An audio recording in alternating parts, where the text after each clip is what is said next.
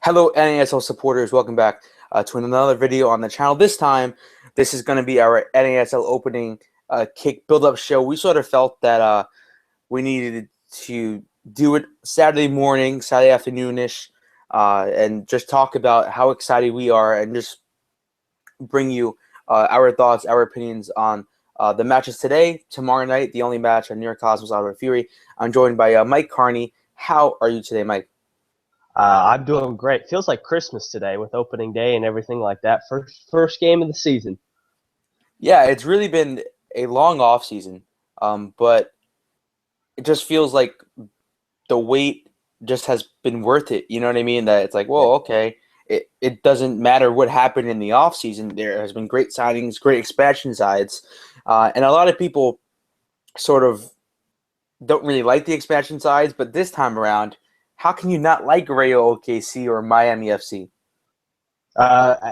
Exactly. Even though Cosmos Fury was the last game of the season in 2015, the season hasn't really ended, has it? I mean, honestly, with so much news coming out and so much excitement around the league this year on and off the field, and now all the TV deals to go in with it. I mean, it's the league has just grown so much since I started watching and paying attention to the league when Indy 11 came in 2014. So can we get your thoughts? You're an Indy 11 supporter, if anyone doesn't know out there, but can we get your thoughts on Indy 11 versus the Tampa Bay Rowdies? This is going to be a road match playing at Al Lang Stadium. I know Spencer, I know Ralph's mom is getting up for this match, getting so pumped for it, and I heard that there is Indy 11 traveling supporters as well, which that is very cool. So what is your take on the first matchup of the season?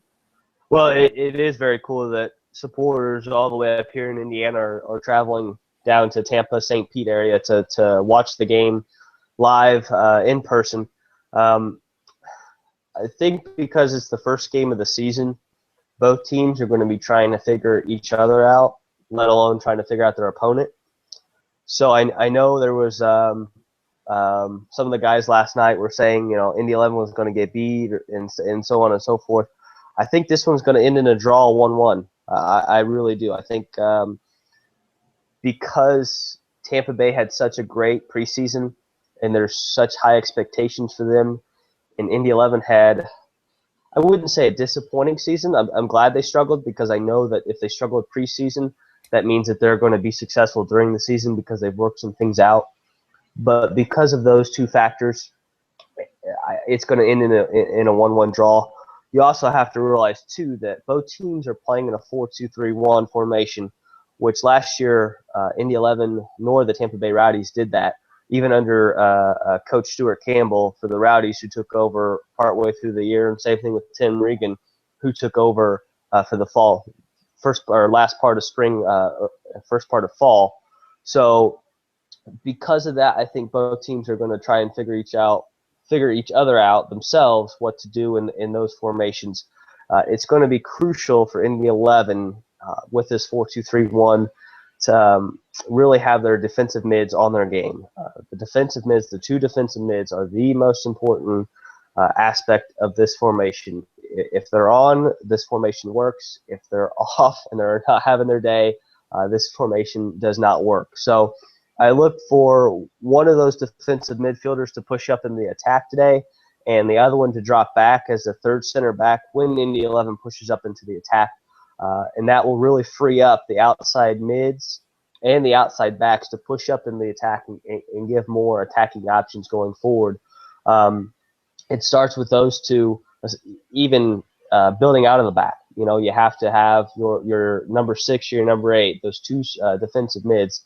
That's where everything starts when you build possession out of the back. Once Tampa Bay starts closing down and man marking, whoever that is, whether it be Nicky Patterson, Brad Ring, or Gorka Larea, whoever is in those defensive midfield positions, once they start man marking them, I look to see Indy 11 start pushing out wide, getting the ball to the flanks, to their outside backs, outside mids, and then go that route and trying to push into the final third. One thing last year I think Indy 11 relied too heavily on was the long balls over the top, that direct one soccer, At times it was, well, let's see how long we can play it and see if Dane Richards can run onto it and score a goal. That's not going to be the case this year, in my opinion. I think there's going to be a lot more buildup from the back, a lot more possession, and they're going to try and expose teams where they're not. So that's what I look for Indy 11 this game. So Teo, a regular on the channel, he wants to know, Mike, he would love to get your provisional starting 11. Provisional starting 11. Even though he's a player coach, I think John Bush will start this game in goal. That's the way I see it. I think he'll start the first couple of games, and then slowly and gradually they'll give the reins to the between the posts to Keith Cardona. Center backs, obviously Colin Falvey and Nemanja Vukovic will start as the center backs. I see Lavelle Palmer and Marco Franco as the outside backs. Because of the size of Tom Heineman and how deadly he is in the air, I see Nicky Patterson starting as one of those defensive mids. And in order to put, to start and generate everything out of the back, I see Brad Ring starting as the other defensive mid, as more of an attacking option, pushing forward. The number 10, the central midfielder, the central attacking midfielder, that is, the number 10 who's going to really give a spark to the team will be Sunisha Ubi-Parapovic.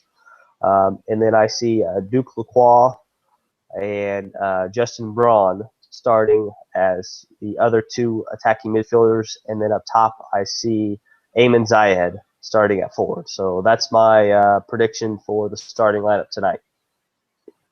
And I just want to let all our viewers that are watching live right now that this is going to be an interactive show. You can tweet your questions, your comments, whatever we're talking about at Total NASL. Just give us a shout there, and we will discuss whatever you want to discuss or answer your question. We have a question from Spencer, another regular on the channel. He says, I would like to know, do the 11 play well on a wet pitch, or is that an advantage to the Rowdies, Mike? I don't know whether or not they're going to play well on a wet pitch, dry pitch, artificial turf, or natural grass. Yeah. They've played quite a bit this season, this preseason, on artificial turf, but I don't see it being a big difference or an advantage. I remember last season the Rowdies played Indy 11 at IUPUI, and it was a very, very soggy pitch. I think there was like a delay by I don't know how many minutes. Were you at that match or no? Yeah, I was there. Actually, I was in a suite for that match. We had got free tickets for a suite, and the game started. 20 minutes in, Dylan Mayer scores his first professional goal of his career. Indy 11's up 1-0, and then the referees tell everybody to head back to the locker rooms because he saw lightning 21 minutes in, and then it felt, oh my gosh, it felt like we were in there for about 5 hours. I think we were only in there for about 2.5, 3 hours in the suite, but they said, don't leave, just stay here. So that's what we did. Ran out of food, drinks, everything, but it was well worth it.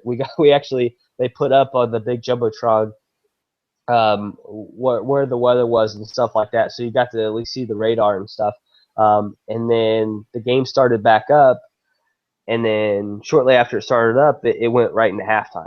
So, and then we had to play the whole second half, and I do remember Kyle Hyland scoring that phenomenal goal to make the game 2-2, and that was really the highlight there of that game.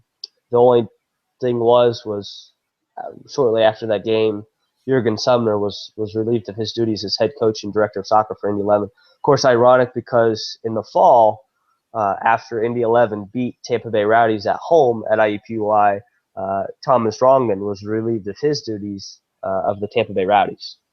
So that's when the rumors began, right? Yep, that's when the rumors began, and the whole one-year plan or whatever came out from Bill Edwards started. Yeah, we were covering that like no tomorrow. But let's get your score predictions for Indy 11 Tampa Bay Rowdies. 1-1. I just see that because of the size of Indy 11, they'll be able to handle Tom Heineman. Both teams are trying to figure each other out. in this new 4-2-3-1 formation that they're playing. But for Indy 11, it's going to be crucial, whoever's those defensive midfielders are, that 6 and the 8, to really start the build out of the back, get them in possession, and really build from there. So that's where I see. So the first matchup today at 3 p.m. Eastern Time, we have the Carolina RailHawks facing off against Minnesota United FC. Mike, what are your thoughts in this matchup and a score prediction as well? Let me pull up my score predictions real quick here. Okay. I see, because Minnesota is pushing for the MLS next year and their roster, even though I know Jason said last night that this is the most talented Carolina RailHawks team that he has seen, I still think that Minnesota is going to come out on top in this game. So I have Minnesota taking this match 2-0. So that's the way I have it. I see goals from Christian Ramirez and Lance Lang. That's who I see the goals from. So there you go. Yeah, and the South Florida Derby, they're calling this matchup. Fort Lauderdale Strikers versus Miami FC. If you guys are wondering, beIN Sports tonight, 7 p.m. kickoff time at Lockhart Stadium. This is going to be maybe one of the best matches of the night. I'm going to be tuning into this one. Mike, what is your thoughts on Miami FC's first ever match against their closest rivals? Well, I actually prefer the term beach brawl rivalry. I know some people are throwing that out on Twitter this week. I prefer that name rather than the South Beach Derby. My prediction here goes to the new boys on the block. Miami takes this game 1-0. Gunter's not in charge of the Fort Lauderdale Strikers, so it's going to be interesting to see how they start out this year again, like they did last year without him. Even though they've loaded up on Brazilian talent, I just see that Miami FC over time is going to be the new Galacticos of the North American Soccer League, just because of who Ricardo Silva leading the charge with the deep pockets and the Italian infrastructure there on the soccer side. I just, in the long term, I see Miami dominating North America. But for this game, short term, I see Miami taking their first game in franchise history. Yeah, I just can't see the Strikers getting past Miami FC tonight. So moving on, Rayo OKC, another first matchup for them against the Eddies playing at home. It's going to be a great night for soccer fans in Oklahoma. What are your thoughts on Rayo OKC's first match? Well, it'll be interesting to see how many people actually pay attention to this game in Oklahoma, and even in Carolina with Minnesota, because they had to bump up the game there because of the Final Four. It's interesting because Oklahoma and North Carolina are in this Final Four for the men's basketball tournament, but a lot of people don't realize, I don't think, that Indiana is basketball heaven. So it'll also be interesting to see how many people pay attention to a road game for Indy 11. For Rayo OKC, I actually have them winning this game 2-1 over the Eddies. The poor Eddies, this is the second year on the road that they have to open up on the road against a new expansion team. Last year they got thumped by Jacksonville 3-1. I mean, I honestly think that in the long term the Eddies will be okay. And I think Jay Keegan will be up there and competing for the Golden Boot Award. But for this game, I just think Rayo OKC is just too powerful, being their first game of the season or in franchise history. And I just see them dominating every aspect of the game in this game. Yeah, and the Eddies played the Armada last year in their first match of the season. Yeah. And Jamal Johnson, former New York Cosmos player, scored the fastest goal, I think, in NASL history as well. So that's worth noting. New York's Cosmos versus Ottawa Fury Sunday night. This should be labeled the marquee matchup of the weekend, the championship final rematch. I'm pumped for it. Teo is pumped for it. And let's just get Indy 11's thoughts on New York Cosmos Fury. Believe it or not, even though Marco Senna and Raul have retired from the New York Cosmos, this is the deepest New York Cosmos roster I have ever seen. And believe it or not, I'm really shocked that a lot of people aren't talking more about the New York Cosmos. I know you want to hear that, John, but Um, they are stacked from top to bottom, inside and out, and they've changed that new philosophy. I know you've mentioned and other people have mentioned they're not going to rely on one or two star-studded players to either carry the team or try and bring in the fans. They're going to bring in or build a team united together, that no matter who's in the game, they're going to be playing at a high caliber. So I see the Cosmos taking this game 3-1. I think Ottawa's going to struggle in the spring season, but I think they'll do well in the fall season. And we also have to realize, though, that Paul Dalglish, son of a legend and Liverpool legend, Kenny Dalglish, I see him bringing in a lot of connections from Western Europe and really building up this Ottawa team. So it'll be interesting over the next couple of years how many connections he brings over from Western Europe and how he builds that squad, because long term, I think Ottawa is going to be okay, but short term, they're going to struggle. Yeah, and to talk about the Cosmos, no one's really given them credit for what No, happened during the no. offseason. Just an overhaul of a squad. You can't replace two legends, but they sort of did, bringing in so many players to fill in two big shoes, in a way. I think it's going to be a great season, and I'm not saying that as a very biased one. Mike even said that it's a deepest roster, and that's what you need when you're going into two competitions. They want to win the Open Cup, and you can't do that with a very small side. Right. But the Cosmos have Right. so much experience domestically and internationally. So Yeah. And it'll be interesting, too, because the Cosmos and Ottawa, just like Indy 11, play on turf.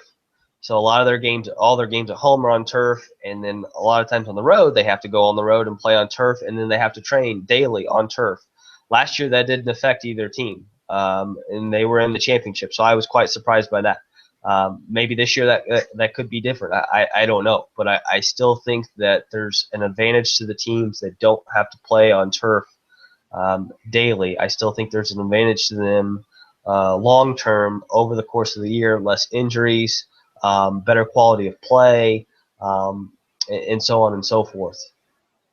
yeah, so we have some questions coming in right now as we speak.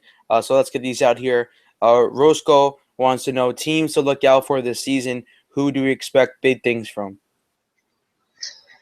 Team wise, obviously, I think there's a lot of expectations on RailHawks and what they've been able to do in just a short few months that they've been existing.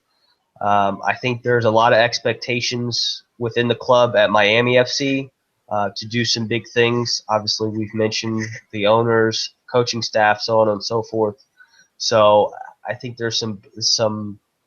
Those are the two teams that I'm looking for to really carry or looks for some big things from them. Player-wise, I'm looking for Dario Savitana. I know he's kind of come under the radar, but he signed with Miami FC. Wherever he's gone, he has scored. So he's played for Ajax, he's played for Boca Juniors, he's played for Pachuca, he's played for Nice in Ligue 1 in France. So I expect some big things from him, and I expect him to be competing for the Golden Boot Award, just like Jake Keegan out of FC Edmonton. And I'm really looking forward to here in Indianapolis, looking forward to seeing Ayman Zayed play. Wherever he's gone, he has scored as well. He's most famous for his time in Iran with Paris Police, but he's played in Ireland, Iran, Malaysia. He's played for the Libyan national team. So he is a proven goal scorer throughout the world. So I'm looking forward to seeing him score a few goals here in the NASL. Yeah, so teams to look out for me personally is Miami FC, Rayo OKC. They're some very exciting new clubs coming into the league. And players to expect a lot from is Yasmani Duke, the Cosmos striker that they have on loan. He's been tearing it up on the international level for Bolivia. So if he brings that to the NASL, God, you guys got to watch out for Yasmani Duke. We ended our preview, our build-up for this weekend's matches. We're very pumped for it. Can't wait until 3 p.m. Carolina, Minnesota United. Hopefully everyone's tuning into that one. But before we go, let's talk about the TV deals because there's 4 of them. And the latest one was CBS Sports Network starting in July. So I just want to get your take on so many national deals, and just how it is that last season we just had One World Sports and ESPN3, and now we're on One World Sports, beIN Sports, CBS Sports, and ESPN3. It's massive for the league. The NASL, the North American Soccer League, may be, because of all these TV deals, maybe I wouldn't put it past any league in North America, whether that be in the Caribbean, Central America, Mexico, Canada, wherever. This is the most widely covered soccer league in all of North and Central America. I firmly believe that. Now that they have beIN Sports, CBS Sports, ESPN, One World Sports, three of the four of those deals are nationally televised TV stations, and then the fourth one you can see online. So, I mean, nobody realizes this, I don't think, especially those fans of Major League Soccer, but the division below them is more widely covered than they are, and it's easily accessible too. I know One World Sports said that you can watch the games online for free on their website, so that makes it easier. beIN Sports, you're tapping into a whole new community that's a gold mine. That's the Hispanic community that's growing tremendously all across North America, especially here in the United States. So right there, you're tapping into a whole new market there. ESPN3, they've been here, so we know what to expect from them, and they can easily access those games. So I see a lot of opportunities, a lot of possibilities, even with CBS Sports when they come into the fall.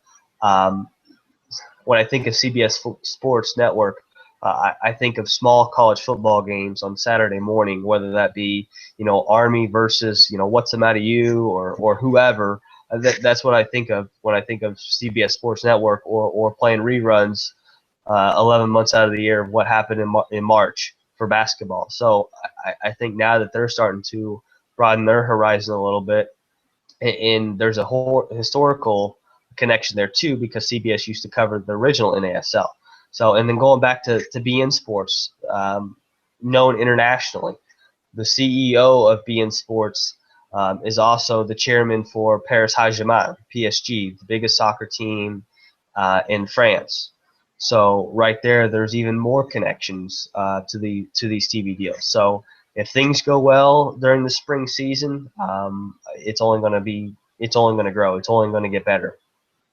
Yeah, and talking about that beIN Sports factor is they're tapping into sort of like a new market in a way, because Right.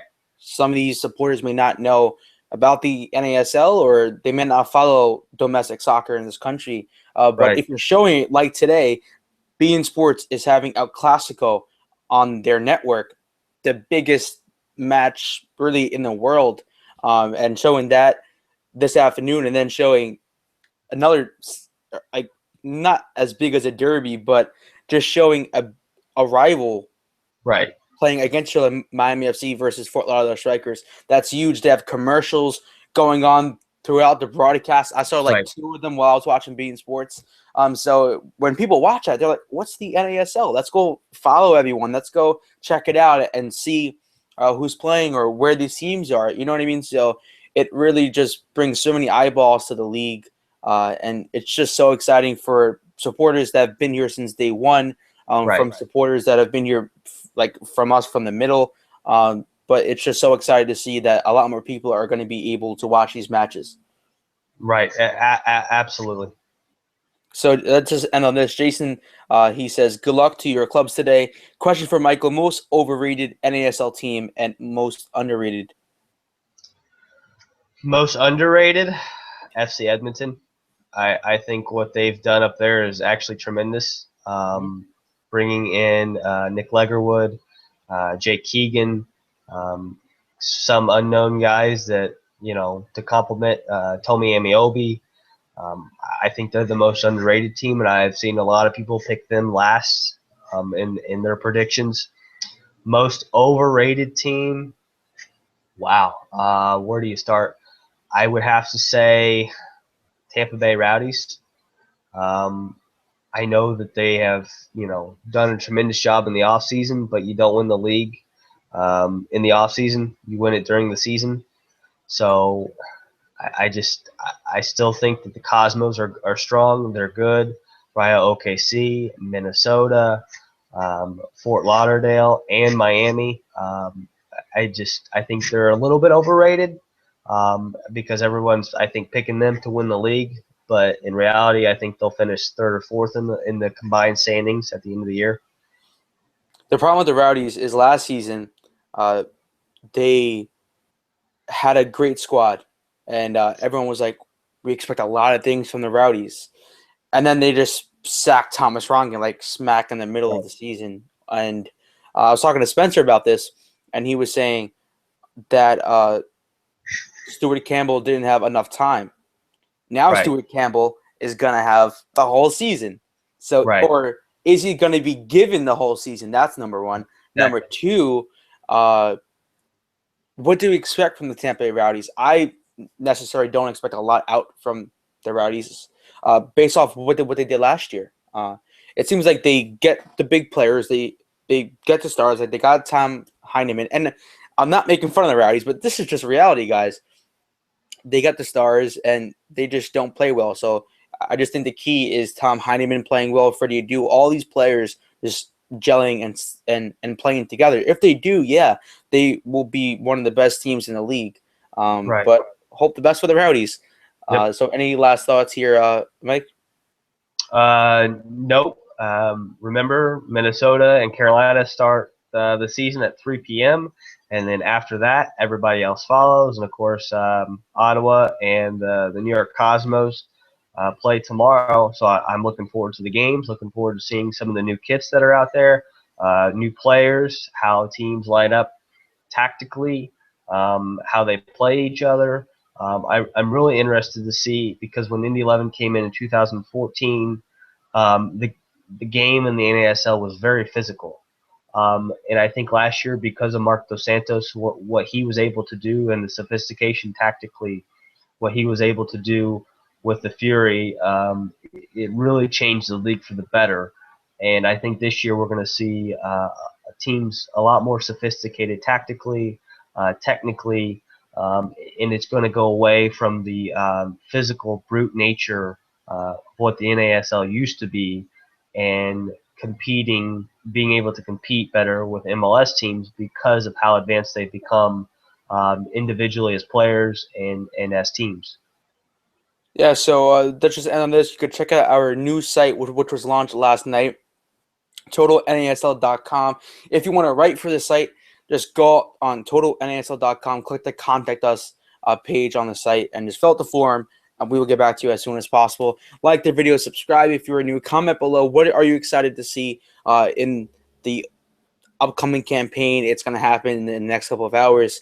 What are you excited to see? Favorite players? Who's your most underrated and overrated players, teams? What are you most excited to see this season? So leave that all below, and we will discuss it next week. Thanks, Mike, for coming on. Hopefully we talk next week. All right. See you guys later.